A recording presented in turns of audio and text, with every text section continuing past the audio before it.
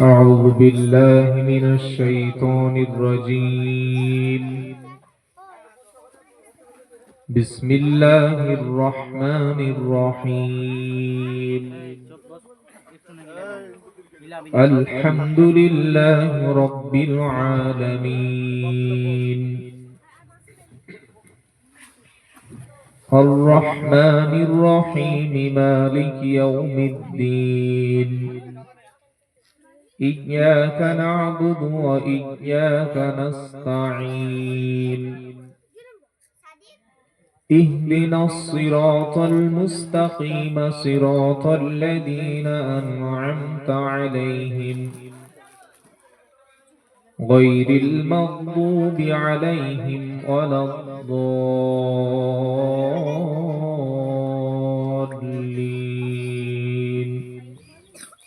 সকলে বলি আমিন। صدق الله العظيم. اللهم صل على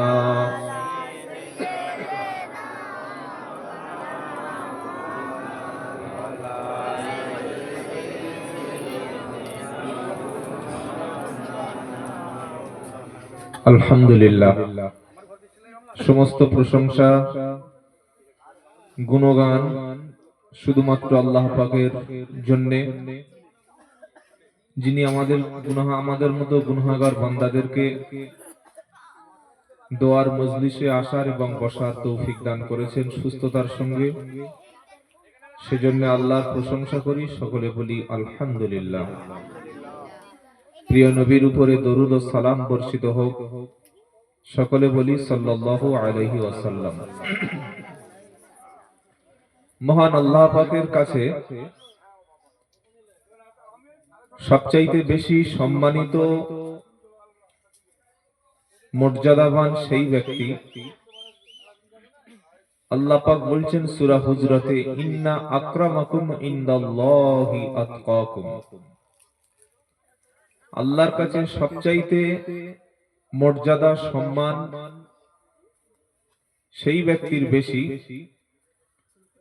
যে ব্যক্তি আল্লাহকে দেখে সবচাইতে বেশি ভয় পায়।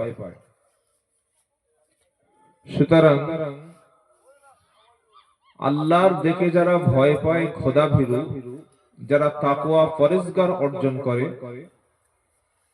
আল্লাহর কাছে তার সম্মান অনেক বেশি। যে যত বেশি আল্লাহকে বেশি ভয় পাবে, আল্লাহর হুকুম আহকামের ব্যাপারে যত বেশি সজাগ থাকবে, আল্লাহর কাছে মর্যাদা তার তত বেশি।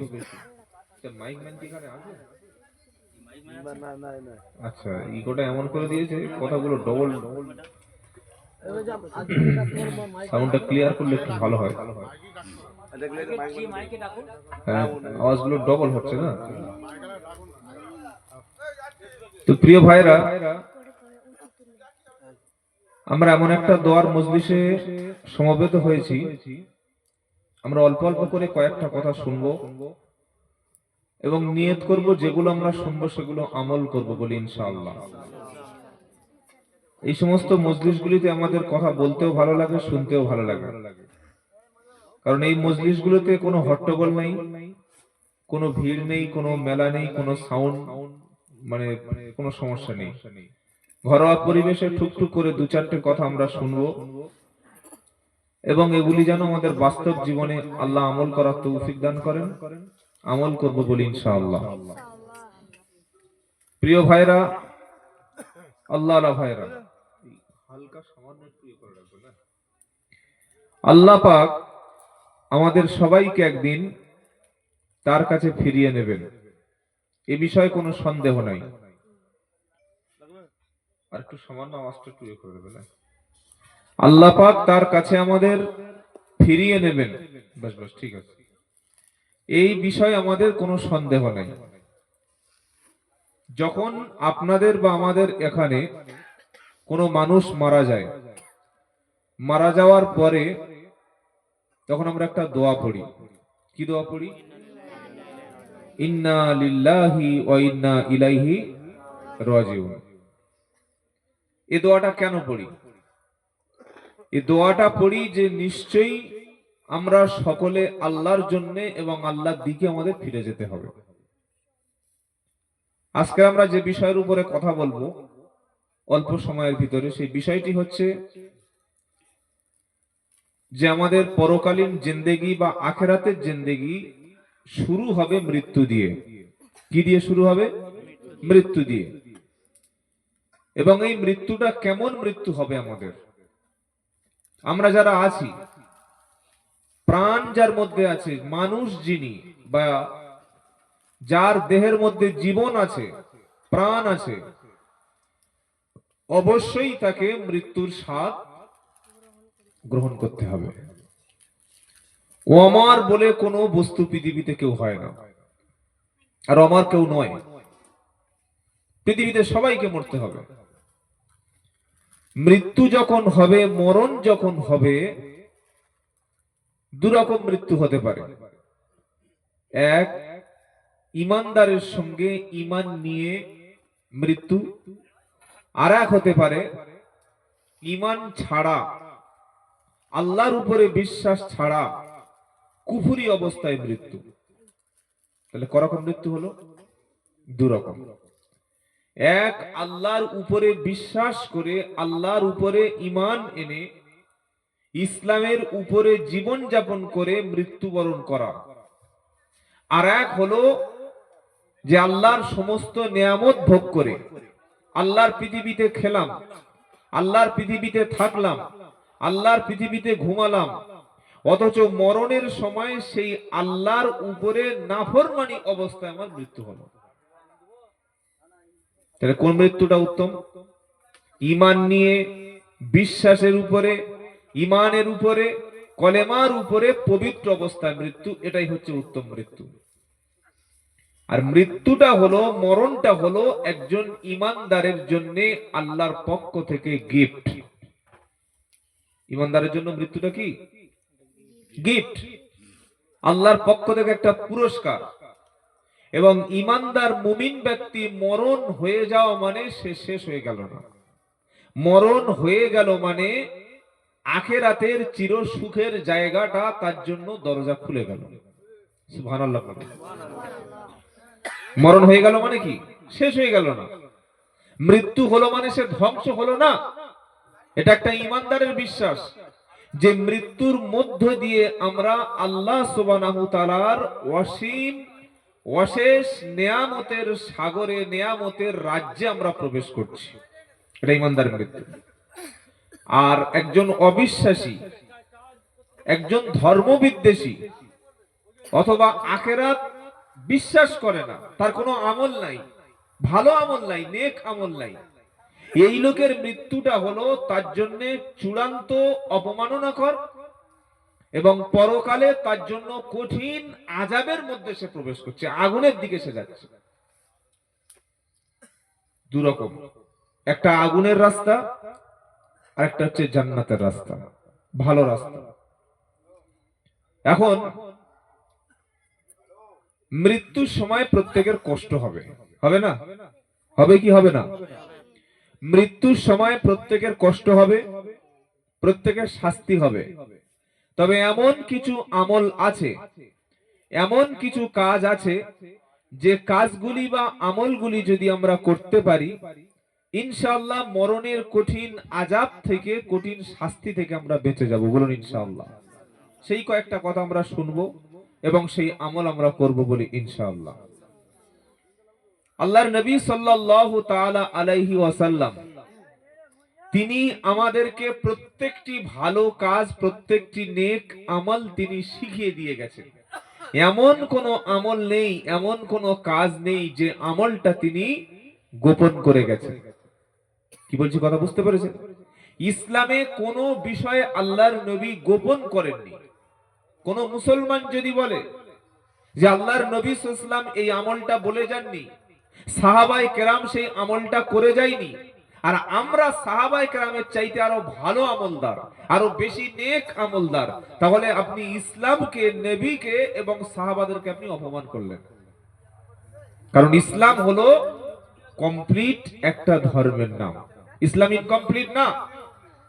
ইসলাম কমপ্লিট করে দিয়ে পৃথিবী থেকে চলে গেছে মুহাম্মদ সাল্লাল্লাহু আলাইহি ওয়াসাল্লাম। যেদিন কোরআনের শেষ আয়াত নবীর উপরে নাজিল হলো, মানে একদম শেষ কথা, শেষ বাক্য আল্লাহর নবীর উপরে নাজিল হলো, ওই বাক্যটা কি ছিল? সূরা মাইদার 3 নম্বর আয়াত। এরপরে কোরআনের আর কোনো আয়াত নাজিল হয়নি। আল ইয়াউমা আকমালতু লাকুম দীনাকুম। আল্লাহ বলছেন, নবী, আজকের আপনার জন্য আমি দ্বীনকে, ইসলামকে, ধর্মকে, জীবন ব্যবস্থাকে আমি কমপ্লিট করে দিলাম। বলুন সুবহানাল্লাহ। তাহলে ইসলাম কমপ্লিট না ইনকমপ্লিট ধর্ম? কমপ্লিট। আর নতুন কিছু তার ভিতরে দেওয়া যাবে না, আবার ইসলাম থেকে নতুন কিছু বার করা যাবে না। যা দিয়েছেন রাসূল আর যা করেছেন সাহাবারা, এটাই হচ্ছে আমাদের নাজাতের রাস্তা, এটাই হলো বাঁচার রাস্তা। এইবার চলুন, এই পৃথিবীতে আমাদের হায়াত বা জিন্দেগি কার কতটুকু, এটা কেউ জানে? কেউ জানে না। যে ডাক্তার মানুষকে হার্টের অপারেশন করছে, হার্ট স্পেশালিস্ট ডাক্তার, অনেক সময় দেখতে পাওয়া যায় সেই হার্ট স্পেশালিস্ট ডাক্তার নিজেই হার্টে রোগী হয়ে মারা যায়। যায় কি যায় না? পৃথিবীতে কার কতটুকু হায়াত, কার কতটুকু জীবন, এটি কারোর জানা নাই। আর কার মরণ কোন জায়গায় হবে, কোন স্থানে, কোন বিছানায়, কোন জেলায়, কোন থানায়, কোন রুমে, কোন হসপিটালে মরণ হবে, এটাও কারো জানা নাই। যদি জানা থাকতো সে ওখানে যাবে? বলেন। আল্লাহ বলছেন, শোনো, আমি আল্লাহ 5টি বিষয়ের জ্ঞান এমন রেখেছি যে 5টি বিষয়ের সূক্ষ্ম জ্ঞান আমি আল্লাহ রাখি। তার মধ্যে একটা হচ্ছে মৃত্যুটা কার, কোন জায়গায়, কোন লোকেশনে, কোন জায়গায় হবে। যার মৃত্যু যেখানে হবে সে গাড়ি ভাড়া করে সেখানে পৌঁছে যাবে, গাড়ি ভাড়া করে চলে যাবে, ঘরে থাকবে না, নিজে গাড়ি ভাড়া করে মরণের জায়গা পৌঁছে যাবে। আল্লাহ পাক শোনাচ্ছে, ইন্নাল্লাহা ইনদাহু ইলমুস সাআ ওয়া নুনাজ্জিলুল গায়স ওয়া ইয়ালামু মা ফিল আরহাম ওয়া মা তাদরি নাফসুম মাযা তাকসিবু গাদা ওয়া মা তাদরি নাফসুম বিআইই আরদিন তামুত ইন্নাল্লাহা আলীমুন খাবীর।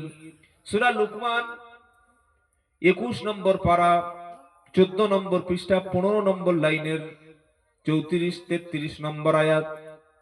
আল্লাহ বলছেন, ইন্নাল্লাহা ইনদাহু ইলমুস সাআ, কিয়ামতের জ্ঞান আমি আল্লাহ আমার কাছে আছে। অনুনাজ্জিলুল গায়স, কত সেন্টিমিটার, কত পার্সেন্টেজ বৃষ্টি হবে, ওই বৃষ্টির জ্ঞানটা আমি আল্লাহ আমার কাছে আছে। ওয়া ইয়ালামু মা ফিল আরহাম, আর মায়ের গর্ভের মধ্যে সন্তান কেমন আছে, ওটা চোর হবে না ডাকাত হবে, আলেম হবে না জালিম হবে, ভালো হবে না খারাপ হবে, শিক্ষিত হবে না মূর্খ হবে, জ্ঞানী হবে না সন্ত্রাসী হবে, ও জ্ঞান শুধু আমি আল্লাহ জানি। কি অন্য কেউ জানে? ডাক্তার ইউএসজি করে, আল্ট্রাসোনোগ্রাফি করে বলতে পারে ছেলে না মেয়ে, কিন্তু বলে না। ডাক্তার জানে, ইউএসজি করে ডাক্তার বলে দিতে পারে যে বাচ্চার কোন ফিজিক্যাল কোন প্রবলেম আছে কিনা, ডাক্তার বলতে পারে। কিন্তু এটা চোর হবে না, মাস্টার হবে না, নামাজি হবে না, বেনামাজি হবে, এটা মাতাল হবে না ভালো হবে, ওইটুকু কেউ জানে না। কে জানে? আল্লাহ। 4 নম্বর কি, ওয়ামা তাদরি নাফসুম মাযা তাকসিবু গাদা, আর আগামীকাল মানুষ কি উপার্জন করবে এটা আমি আল্লাহ জানি। 5 নম্বর কি, ওয়ামা তাদরি নাফসুম বিআইই আরদিন তামুত ইন্নাল্লাহা আলীমুন খাবীর, আর কার মৃত্যুটা কোন লোকেশনে হবে, কোন জায়গায় হবে, ওটা শুধু আমি আল্লাহ জানি। একটা লোক বাড়ি থেকে বার হয়েছে, কোথায় যাবে? মায়াপুর যাবে। খুব বাড়িতে বিশাল অনুষ্ঠান হচ্ছে, কয়েক শত লোক খাবে। কেন মায়াপুর যাবে? ওখানে একটা ওর খুব জরুরি কাজ আছে, যাবে আর চলে আসবে, কয়েক লক্ষ টাকা বা কিছু টাকার ব্যাপার আছে। বাড়ি থেকে বাইক নিয়ে বার হলো, সকলে বলছে বাইক নিয়ে যাচ্ছ, হেলমেট নিয়ে যাও। হেলমেট কি হবে? হেলমেট কি হবে? এইটুকু যাচ্ছি, যাবো আর চলে আসবো। রাস্তায় যেতে যেতে বেশ সবে হাইওয়েতে উঠেছে, মানে খানাকুল থেকে যেটা মায়াপুর রোড, সবে উঠেছে রাস্তায়, আর পিছন থেকে একটা পিকআপ ভ্যান একদম 100 কিলোমিটার এসে হারাম করে মেরে দিয়েছে। Spot date. কি এটা হতে পারে কি পারে না? বাড়িতে কি নিয়ত করে গিয়েছিল? যাব, কাজ সারবো, চলে আসবো, যাব আসবো। তার আগে আল্লাহকে লিখে রেখেছে ওখানেই মরণ হবে। এর নাম হচ্ছে মৃত্যু। কোনো গ্যারান্টি নাই। বেঁচে আছি এটা আশ্চর্য, মারা যাচ্ছি এটা আশ্চর্য না। একসঙ্গে খেয়ে একটু পরে মারা গেল। ইস, একসঙ্গে লোকটা আমার সঙ্গে বসে বিড়ি খেলো রে, মারা গেল। কি খেলো একসঙ্গে বসে? বিড়ি খেলো, ভালো কিছু করেনি, মারা গেছে। আরে মারা গেছে ওটা আশ্চর্য না, যে বেঁচে আছে প্রতিটি সেকেন্ড এটাই আশ্চর্য। আর আল্লাহ আমাকে আপনাকে বাঁচিয়ে রেখেছেন কার দয়ায়? জোরে বলেন। আল্লাহর দয়ায় আমরা বেঁচে আছি, কারো দয়ায় বেঁচে নাই। আল্লাহর দয়ায় আমরা কিভাবে বেঁচে আছি?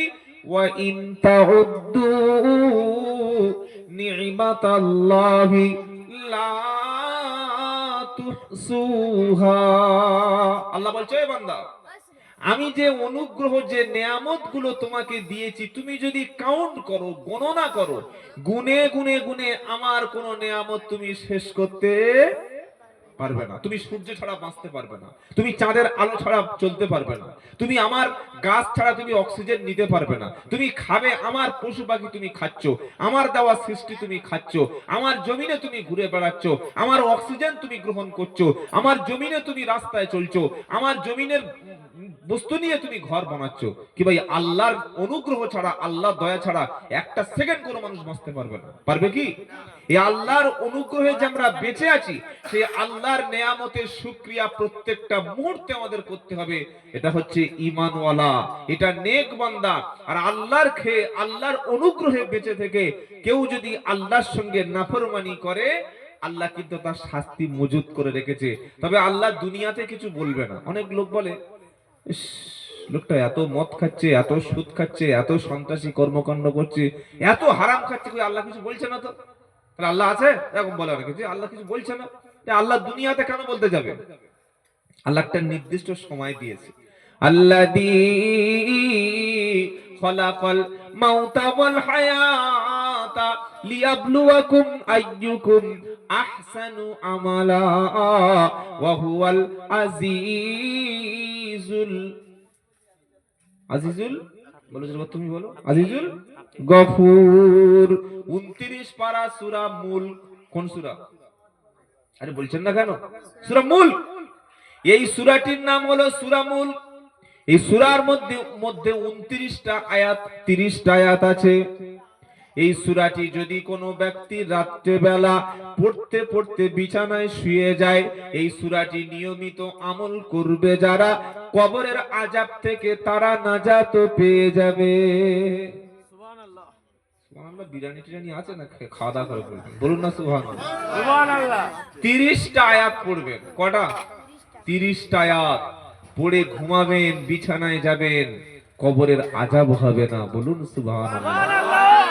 5 শ্রেণীর মানুষ আছে যাদের কবরে আযাব হবে না, যাদের কবরে জিজ্ঞাসাবাদ হবে না। কয় শ্রেণীর গো? হাফেজ, কারি, মুফতি, পীর সাহেব, ফকির সাহেব, মাওলানা সাহেব, তাই তো নাকি? আগে আমার ধরবে, বড় বড় ভাষণ দিয়েছিলে, ভিতরে এসো। হাফেজ, কারি, মুফতি, মাওলানা, পীর সাহেব, ফকির সাহেব কারো কিন্তু ছাড় দেবে না। তবে 5টা আমল এমন আছে করলে কবরে জিজ্ঞাসাবাদ হবে না, আর কবরও কিন্তু কাউকে ছাড়বে না। ইমাম সাহেবের ছেলে, মুফতি সাহেবের ছেলে, হাজী সাহেবের ছেলে, মাস্টারের ছেলে, গাজী সাহেবের ছেলে, ইমাম সাহেবের ছেলে, আল্লাহ বলবে কবরে বাঁশ দিয়ে মালটাকে দে ঝেলে। ছেলে কাজ হবে না। ও হাজী সাহেব হোক, গাজী সাহেব হোক, পীর সাহেব হোক, ফকির সাহেব হোক, কারোর কবর ছাড়বে না, চিনবে না, তা ছাড়বে কি করে? নাকি বুকে ওই আই কার্ড নিয়ে কবরে ঢুকবে? এই যে ফেরেশতা অমুক হুজুরের ছেলে, মুফতি সাহেবের ছেলে আমি, কবরে আই কার্ড চলবে নাকি? খালি সাদা কাফন, নেক আমল, কিচ্ছু কাজ হবে না। 5টি আমল শুনুন, কবরে প্রশ্ন হবে না। 1 নম্বর হলো, কোন ব্যক্তি যদি জুমার দিন ইন্তেকাল করে, জুমার দিন মৃত্যু বরণকারী ব্যক্তির কবরে কোনো আযাব হবে না। জোরে সুবহানাল্লাহ বলতে দেখেছেন? আল্লাহু আকবার, আল্লাহ কবুল করুন। কেউ যদি জুমার দিন মাল খেয়ে মরে, কবরে প্রশ্ন হবে তো? বলছে হবে না। কি আশ্চর্য! সারা জীবন লটারি কেটেছে যারা, মসজিদে যায়নি, সারা জীবন বাপ মাকে খেতে দেয়নি যারা, জুমার দিন মরে গেলে স্পেশাল ধুনবে। জুমার দিন মরুক আর শনিবার মরুক, কোনো লাভ হবে না। ঈমান থাকতে হবে, আমল থাকতে হবে, ঈমানের পরীক্ষায় তাকে পাশ করতে হবে। জুমার দিন মরলে কবর আযাব মাফ। বলুন সুবহানাল্লাহ। 2 নম্বর হলো, কোন মহিলা যদি পেটের মধ্যে বাচ্চা আছে, ডেলিভারি করতে গিয়ে অনেক মা মারা যায়, ওই মেয়েটার স্বামী যদি তার উপরে খুশি থাকে, মেয়েটি যদি 5 ওয়াক্ত নামাজ পড়ে, পর্দা মেনটেন করে দুনিয়াতে যদি চলে, এমন মায়ের ইন্তেকালের পরে যদি ওই মাটা বাচ্চা গর্ভ থেকে গর্ভপাত হতে গিয়ে কিংবা ডেলিভারি হতে গিয়ে যন্ত্রণায় যদি পেইন সহ্য না করতে পেরে মারা যায়, তার কবরের প্রশ্নের উত্তরকে আল্লাহ সহজ করে দেবেন। ও তো শহীদে মৃত্যু হয়ে গেল। সুবহানাল্লাহ, সুবহানাল্লাহ। যদি কোনো ব্যক্তি শহীদে মারা যায়, শাহাদাতের মর্যাদা কেউ নসিব হয়, শহীদের মৃত্যু হলে তার কবরের আযাব, তার কবরের প্রশ্ন আল্লাহ মাফ করে দেবেন। 2 নম্বর, 2টো বলেছি। 3 নম্বর হলো, ইসলামিক রাষ্ট্রের সীমান্ত পাহারাদার, ইসলামী রাষ্ট্রের সীমান্ত পাহারাদার যারা মুসলিম রাষ্ট্র, যেমন সৌদি আরব, মিশর, ইরাক, ইরান, লেবানন, তুরস্ক, এ সমস্ত মুসলিম রাষ্ট্র, আফগানিস্তান ইসলামিক রাষ্ট্র, সেই রাষ্ট্রের যারা সীমান্ত পাহারা রক্ষাকারী বা বিএসএফ, যারা বর্ডার সিকিউরিটি ফোর্স, যারা দেশকে ইসলামিক রাষ্ট্রে রক্ষা করার জন্য কোন মুসলিম যদি মারা যায়, আল্লাহ তাআলা কবরের আযাব থেকে মাফ করে দেবেন। বলো সুবহানাল্লাহ। 4 নম্বর হলো, যারা কঠিন পেটের যন্ত্রণায় মারা যায়, আল্লাহ তাআলা তাদের কবরের আযাবকে মাফ করে দেবেন। আর 5 নম্বর হলো, সূরা মুলক তেলাওয়াতকারী, যারা রাতের বেলা কিংবা প্রতিদিন সূরা মুলক তেলাওয়াত করবে, সূরা মুলক পড়া ব্যক্তির কবরের প্রশ্নের উত্তরকে আল্লাহ মাফ করে দেবেন। শুক্রবার মরবো এরকম কোনো গ্যারান্টি নেই, আছে কি? শহীদে মরবো সে গ্যারান্টি নাই। আমাদের রাষ্ট্রটা সেকুলার রাষ্ট্র, এখানে সীমান্তে রক্ষা করে ও কাজ হবে বলে মনে হয় না। তবে একটা সুযোগ আছে, সেটা হলো যদি আমরা সূরা মুলকটা প্রতিদিন তেলাওয়াত করতে পারি। কোন সূরা? আমল করবেন। তাবারাকাল্লাযী বিয়াদিহিল মুলকু ওয়া হুয়া আলা কুল্লি শাইইন কাদির আল্লাযী খালাকাল মাউতা ওয়াল হায়াতা লিয়াবলুয়াকুম আইয়ুকুম আহসানু আমালা ওয়া হুয়াল আজিজুল গফুর আল্লাযী খালাকা সাবআ সামাওয়াতিন তিবাকা। এইভাবে 30টা আয়াত একটু পড়ে নেবেন। আমাদের কবরের যখনই প্রশ্ন হবে, সূরা মুলক বলবে আল্লাহ, ফেরেশতা এসে যখন প্রশ্ন করবে সূরা মুলক, তখন বলবে এই ব্যক্তিকে প্রশ্ন করো না। ফেরেশতা বলবে তুই কে রে? তুমি কে? আমি প্রশ্ন করতে এসেছি, তুমি বাধা দিচ্ছ, কে তুমি? তখন বলবে আমি কোরআন। কোরআন মানে কোথায় ছিলে? বাড়ি কোথায়? বলে আরে আমি প্রতিদিন, আমি তো কোরআন। মুসলমানের জীবন সাথী হলো কোরআন। বলুন সুবহানাল্লাহ। মুসলমানের আসল বন্ধু হলো কোরআন। মুসলমানের কবরের রক্ষাকারী হলো কোরআন। কিয়ামতে সুপারিশকারী হলো কোরআন। কোরআন যার পক্ষে সুপারিশ করবে, আল্লাহ তাআলা তাকে জান্নাত নসিব করবে। আজ আমাদের ছেলেরা মেয়েরা কোরআন পড়তে পারে না, আমরা কোরআন শিক্ষা দিই না। আপনাদের এলাকায় জানি না কি খবর, খাতনা বা মুসলমানি হয় তো? খাতনা মুসলমানিতে মিলাদ হয়? বাহ, খুব সুন্দর। খাতনা মুসলমানি আবার মিলাদ। নতুন ঘর চাপলে দোয়া হয়, হয় না? হুজুর দোয়া করে দাও। বিয়ে করতে যাচ্ছে, দোয়া করে দাও। বাচ্চা হতে যাচ্ছে, কষ্ট হচ্ছে, দোয়া করে দাও। বাচ্চা হলো, দোয়া করে দাও। বিয়ের সময় দোয়া